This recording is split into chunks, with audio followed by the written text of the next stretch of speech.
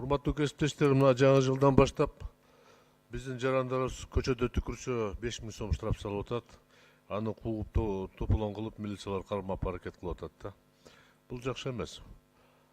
Бир топ жыл мурун бизде Кадамжайда, Өзгөндө, Алайда табигый кырсык болуп жабыр тарткан адамдар мамлекеттен сууду алган болчу. 200 000 сомдон, 300 000 сомдон, 500 000 сомдон. Ошону бүгүнкү күнгө чейин биз кечирбей жүрөбүз. Үйүңдү алып калам, тигини алып калам деп талап кылып атабыз. Эгерде өкмөт ошол сунуштарды алып келсе, келгиле ушул кечирели. Баары бир алардын акча булагы жок, жетишпейт. Анда түшүнүктүү болот эле. Бул жерде 65 тизмеден турган 65 ишканалардын жеке кызыкчылыгын коргош максаты менен алып келген мыйзам болуп атат.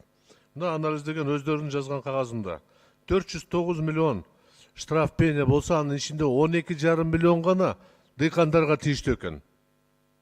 Калганы ири ишканалардыкы. Аны кандай биз түшүнөбүз? Биз коомчулук кандай түшүнөбүз? Дыйкандардын аты менен жамынып атабыз.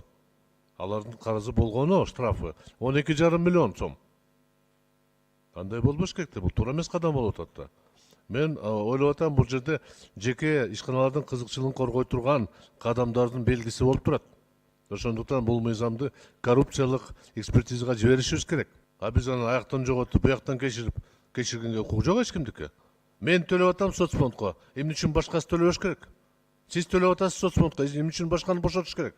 Түшүндүрүп бергилечи мага. Банкрот болуп калыптыр, кыйналып калыптыр бечара. Анда албаш керек болчу. Кылмаш керек болчу да. Алыңа жараша иш кылыш керек да. Кечирген адатты токтотуш керек. Бир гана учурда жарандарыбызга жабыр тарткан, табигый байлык кырсыктан жабыр тарткан жарандарга кечиришибиз керек аны.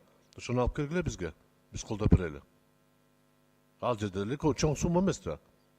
Мына бүгүн мөөнөт 10 жыл өтүп кетти. Жарандарга адам келип айтат: "Сен үйүңө 200 000 алдың эле, ошону кайтарбасаң үйүңдү тартып алам" деп. Ошону ойлонушубуз керек. Мен ойлоп атам, бул мыйзамды кое тургулачы, коррупциялык экспертизага жиберишибиз керек. Менин сунушум ошол. Рахмат.